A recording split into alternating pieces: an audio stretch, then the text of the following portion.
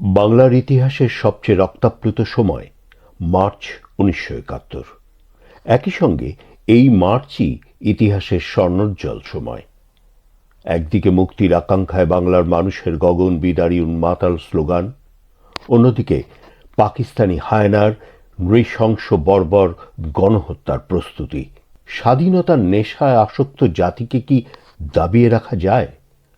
গণহত্যা, আগুন আর ধ্বংসের বধ্যভূমি থেকে বাংলার জনতা ফিনিক্স পাখির মতো উড়াল দিয়ে নীল আকাশে এঁকে দিল লাল সবুজ পতাকা। মুক্তির আকাঙ্ক্ষায় উদ্বেলিত জনতার সংগ্রামমুখর ঘটনাবহুল ১৯৭১-এর মার্চ নিয়ে বাঙালিয়ানার প্রতিদিনের আয়োজন রক্তস্নাত মার্চ। স্বাধীনতার ক্ষণগণনায় আজ ২০শে মার্চ ১৯৭১ শনিবার। অসহযোগ আন্দোলনের ১৯ দিনে কেন্দ্রীয় শহীদ মিনারে প্রাক্তন নৌসেনাদের এক সমাবেশ অনুষ্ঠিত হয়। সমাবেশে সশস্ত্র বাহিনীর প্রাক্তন বাঙালি সৈনিকদের স্বাধীনতা সংগ্রামে অংশ নেওয়ার জন্য একটি সম্মিলিত মুক্তি বাহিনী কমান্ড গঠনের আহ্বান জানানো হয়। সকালে রমনা প্রেসিডেন্ট হাউসে শেখ মুজিবুর রহমান এবং প্রেসিডেন্ট ইয়াহিয়া খানের মধ্যে চতুর্থ দফা আলোচনা বৈঠক অনুষ্ঠিত হয়। বৈঠকে বঙ্গবন্ধুর সঙ্গে তাঁর ৬ জন শীর্ষস্থানীয় সহকর্মী উপস্থিত ছিলেন। প্রায় সোয়া ২ ঘন্টা আলোচনা শেষে শেখ মুজিব প্রেসিডেন্ট হাউস থেকে বের হয়ে এসে সাংবাদিকদের বলেন, আলোচনায় কিছুটা অগ্রগতি হয়েছে, কাল আবার বৈঠক হবে। এই মুহূর্তে এর চেয়ে বেশি আর কিছু বলবো না, সময় এলে আমি অবশ্যই সব কিছু বলবো। সাংবাদিকদের প্রশ্নের জবাবে শেখ মুজিব জানান, জয়দেবপুরে নিরস্ত্র জনতার উপর সেনাবাহিনীর গুলিবর্ষণের ঘটনার প্রতি প্রেসিডেন্টের দৃষ্টি আকর্ষণ করে আমি আমার বক্তব্য বলেছি। প্রেসিডেন্ট ঘটনাটি তদন্ত করে দেখবেন বলে আমাকে কথা দিয়েছেন। সারাদিন জনতার দৃপ্ত পদচারণায় রাজধানীর রাজপথ উন্মাতাল করে মিছিলের পর মিছিল এগিয়ে চলে কেন্দ্রীয় শহীদ মিনার অভিমুখে।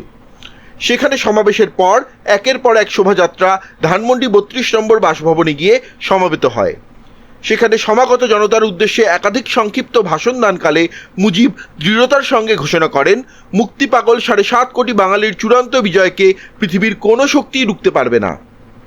বাংলাদেশকে কলোনি করে বাজার হিসেবে ব্যবহার করার দিন শেষ হয়ে গেছে। ন্যাব ভাসানী এদিন ২৩ মার্চ স্বাধীন পূর্ব বাংলা দিবস পালনের প্রস্তুতি হিসেবে মগবাজার, ফার্মগেট, নিউ মার্কেট ও খিলগাঁয়ে পথসভা করে। শেখ মুজিবুর রহমানের সঙ্গে তার ধানমন্ডির বাসভবনে মুসলিম লীগ কাউন্সিল প্রধান মিয়া মমতাজ মোহাম্মদ খান দৌলতানা ও জমিয়তে উলামায়ে ইসলামের মহাসচিব মৌলানা মুফতি মাহমুদ পৃথক পৃথক বৈঠকে মিলিত হন। রাতে এক বিবৃতিতে শেখ মুজিব বলেন, মুক্তি অর্জিত না হওয়া পর্যন্ত সংগ্রাম চলবে। তিনি বলেন, বাংলাদেশ আজ বিশ্ব দরবারে একটি অনুপ্রেরণাদায়ী দৃষ্টান্ত। সুপ্রিম কোর্টের প্রখ্যাত আইনজীবী ও আগরতলা ষড়যন্ত্র মামলার অন্যতম কৌশলী এ.কে. ব্রোহি সকালে করাচি থেকে ঢাকায় আসেন।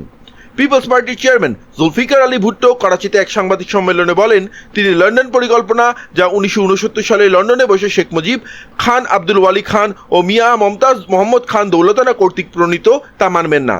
তিনি বলেন, ওই পরিকল্পনায় আওয়ামী লীগ প্রধান কর্তৃক ঘোষিত ৬ দফার ভিত্তিতেই করা হয়েছে। এদিকে ভুট্টো সাংবাদিকদের কাছে ২১ মার্চ ঢাকা বৈঠকে যোগদানের ঘোষণা দেন। তিনি বলেন যে তাকে ঢাকায় আসার আমন্ত্রণ জানানোর প্রেক্ষিতে তিনি প্রেসিডেন্ট ইয়াহিয়ার কাছে যে ব্যাখ্যা চেয়েছিলেন, ঢাকা থেকে সে সম্পর্কে সন্তোষজনক জবাব মেলায় ঢাকা বৈঠকে যোগ দেওয়ার সিদ্ধান্ত নিয়েছেন তিনি।